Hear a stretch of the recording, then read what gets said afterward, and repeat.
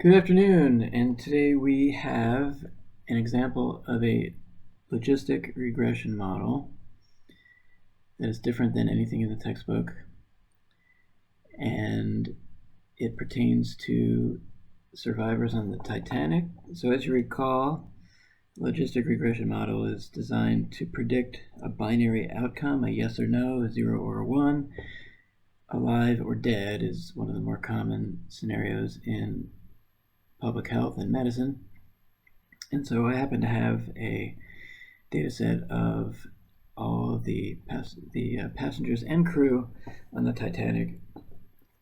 This is a little different than the Titanic data set that's built into R, which does not include the crew. But I think it's useful to also have the crew in there, so I made my own special version, which I've posted on the website for you to look at. And so we invoke the deployer library, as we almost always do, and also the odds and ends package, which is a very nice package that was written by our textbook author, Janine Harris. And it gives us more and better information about the results of a logistic regression model. Okay, we are going to ignore line 4. Okay, we're going to load the Titanic data set. And if we just take a peek at it, we can see what's in there. So there are 16 variables. And we have their names, years born and died, age in 1912 at the time of the Titanic disaster, gender, their class or department, so either first, second, or third class passenger or crew, ticket number, ticket fare, which cabin they were in, if they had one, where they boarded the ship. There were 3 points of departure, and we also have occupation, whether they lived or died, which lifeboat they were in, if they managed to get to one, and which body number they were assigned in the follow-up to the disaster when they collected bodies from the ocean. So we are not going to use most of these variables. First of all, we're going to work with our outcome variable survived, and for a logistic regression, it has to be 0 or 1. It can't be the word lost and the word saved. So we're going to create a new variable called Titanic lowercase survived. And I'm just going to start off by assigning that to -9, although technically I don't have to, but that's just my general practice sometimes to create a dummy value of a variable before I do anything to it. So by doing that in line 6, I create the ability to then use a mutate statement. So what we have between lines 8 and 14 is a single line of code. So I'm going to assign my Titanic data set. I'm going to mutate the survived variable, lowercase s survived, and use the case when condition, which we've seen before. If survived with a capital S is equal to lost, I assign that to 0. If survived with a capital S is equal to saved, I save that as a 1.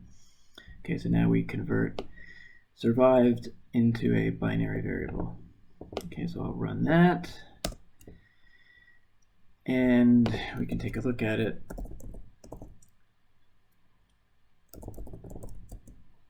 Okay, and so now we have survived at the very end, 0 or 1. Oh, I forgot to mention, there's a couple other variables. I didn't mention all of them. After the body number, we have nationality and a link. Every single Titanic passenger now has their own webpage created by researchers and aficionados of the story of the Titanic. Okay, I'm going to create a new variable for age with a lowercase a. That is just the conversion to a number, because age was read in as a character. And I think that's because the word missing appears a few times. And so as soon as it sees letters, it just wants to read that as a character. yeah, so it says in the warning message, it says NA is introduced by coercion. That's a fancy way of saying there were some values that were not numbers. Okay, and just in the interest of time, I'm not going to do a lot of data cleaning here. We're just going to try to get right to the results of the logistic regression. I'm going to create a variable called class with a lower c, which the first thing I'm going to do is I'm going to take the substring. I don't believe we've seen this function yet. substr, substring. It means take a part of a string, because the original value, class underscore department, as you can see here, it's all written out. Third class passenger, victualling crew, etc. So, but it turns out that first, second, or third class is always written the same way. So if I take the first character, it's going to give me 1, 2, or 3. Or in the case of a crew member, it's going to give me none of those things. It'll give me a blank space or a letter. Okay, so first thing I do is I take that substring, and then I do another one of those mutate case when functions, just like in line 8 through 14, except this time I want to mutate the class variable. So if we have a character of 1, we change it to a 1, character of 2, change it to a 2, character of 3, change it to a 3. And then this last condition, true, means anything else at all. If the value exists, we change it to a 4. So it's not conventional to think of the crew as fourth class, but it's okay for our purposes today. And in fact, the survival rate of the crew was below that of third class. So in a sense, it is a good way to think of it. Okay, so we run that, and now we finally get to our logistic regression model. So the function is GLM for generalized linear model, and we're going to write that as survived, lowercase, is a function of age, lowercase. Gender, I didn't change that. That's just male and female, so I could have changed that to as 1 or a 2, but I didn't feel the need, so we leave that as the original variable gender. Class, which I worked on, I'm going to put in joined, where the passenger got on the boat. And my hypothesis, my suspicion, is that age maybe is important, because we know there's a prioritization of women and children first. Gender, similarly, I would expect to be important. Class, I would expect to be important because the third class passengers were down in steerage below the waterline, and to get up to the lifeboats was a difficult process. They weren't meant to get up to those upper decks, and so I would expect as well. There's a class effect here, but join, where you actually got on the boat, I don't think that should matter. But I'm putting in these 4 things just to give us some variety of possibilities, and I'm going to ignore all the other variables just in the interest of simplicity.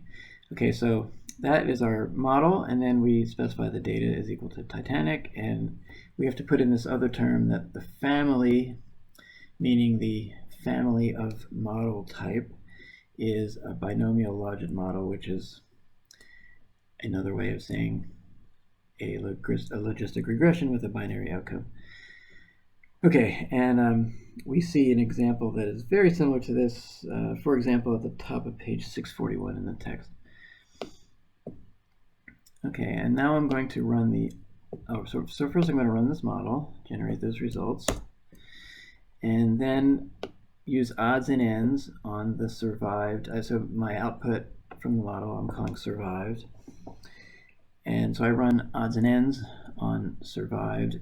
I guess it's not the best form to have my output be the same as one of my variable names. So why don't I call this survived result, just to be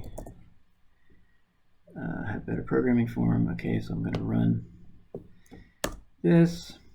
Okay, and here is our output from the odds and ends.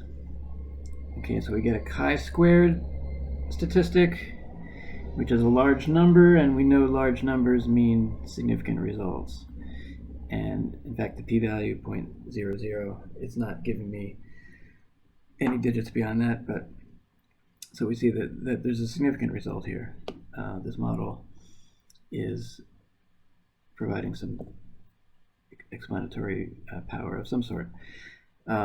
If we look, I'm going to skip this percent predicted table and drop down to this contingency table because this is a more interesting way to look at it. So here we have observed in the columns, meaning what actually happened, and then predicted in the rows, meaning what the model thought would happen. Okay, and so where those agree, and so and incidentally, this is our old friend, the 2x2 table, which we did a lot with earlier in the course, and so you see how these things come back. So where the values agree, that means the prediction was correct. So we have 357 instances where a person survived and the model predicted they would survive. We have 1,362 instances where the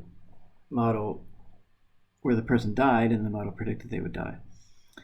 And then in the opposite two cells, we have the times that the model was incorrect and it either predicted someone would live who died or predicted someone would die who lived. And so we can, from this, we can calculate an accuracy. And I have to admit, I'm a little bit surprised that accuracy is not provided as part of the output. You actually have to calculate it yourself. So if I go ahead and calculate 357 plus 1362 divided by 2196, that will be my accuracy. So that is 357 plus, I already forgot the number, 1362 divided by 2196. Okay, so this model was correct 78.3% of the time. And obviously, the accuracy of a model is dependent upon what kind of data you're looking at and so on. But a prediction accuracy of 78.3% is fairly, what I would call fairly typical for a typical data set. So very often when you have some reasonably good data, you can make predictions about it with this level of accuracy. Okay, let's look at the odds ratios and confidence intervals for the individual components of the model. Let's forget about the intercept. Let's look at age. So the odds ratio for age was 0.991, meaning for every year increase, you were a little bit less likely to survive.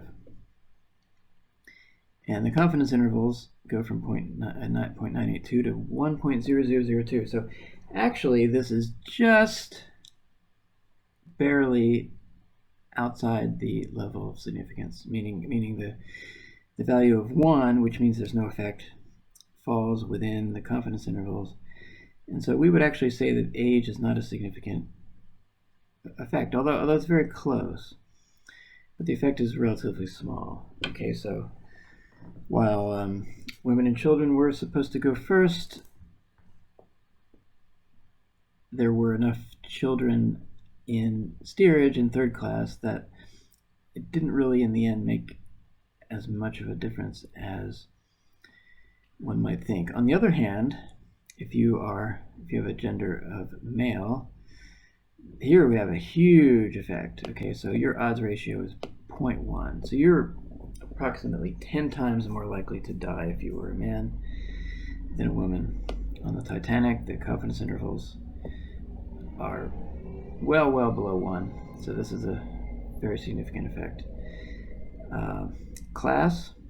So for every class increase, you are more likely to die, meaning every numeric increase, where 4 is the highest for crew.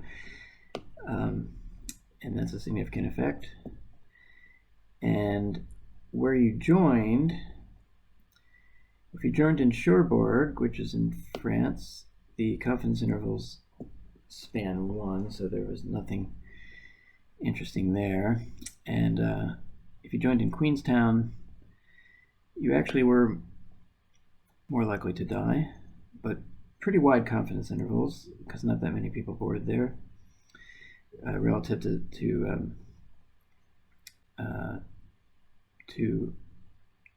the origin city, which was Southampton. And there we also see again with wide confidence intervals, but it appears that if you joined in Southampton or Queenstown, you were more likely to die. Okay.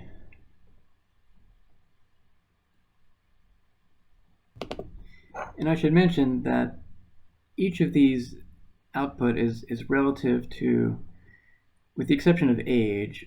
So when you have a continuous variable like age, you can interpret it the way I described. For every increase in age by 1 year, you have this odds ratio.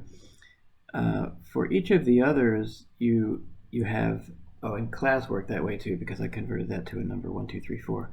But for gender and joined, since those are categorical values, the way this works is it gives you the odds ratio relative to a standard, which you do not see.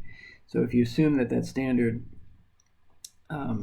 has a odds ratio of 1, then you can see how the others are relative to that. So male is relative to female, and Cherbourg, Queenstown, and Southampton are relative to Belfast. Okay, so it looks like 2 of the cities had worse survival than the origin of Belfast. And I'm not familiar with Queenstown, but I know Southampton was dominated by crew members boarding there. And since we know that the crew, because they were obligated to remain on the ship until the end, their mortality rate was much higher.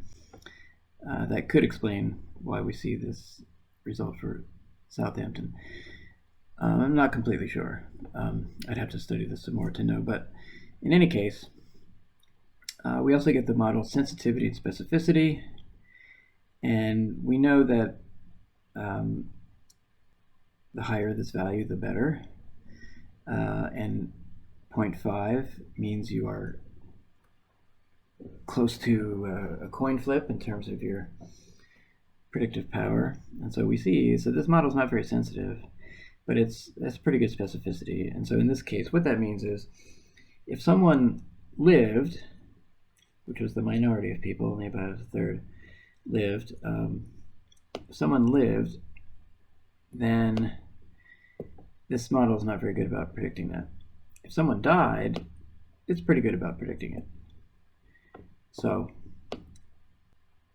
in other words, we know that in general, women tended to survive and men tended to die, but it's difficult to predict which men and which women. Okay, so finally, I created a second model which only has gender in it and nothing else, just to compare. Because we tend to think that more is better, and so we think that maybe this first survived model should be better than the second one. So let's see if that's true.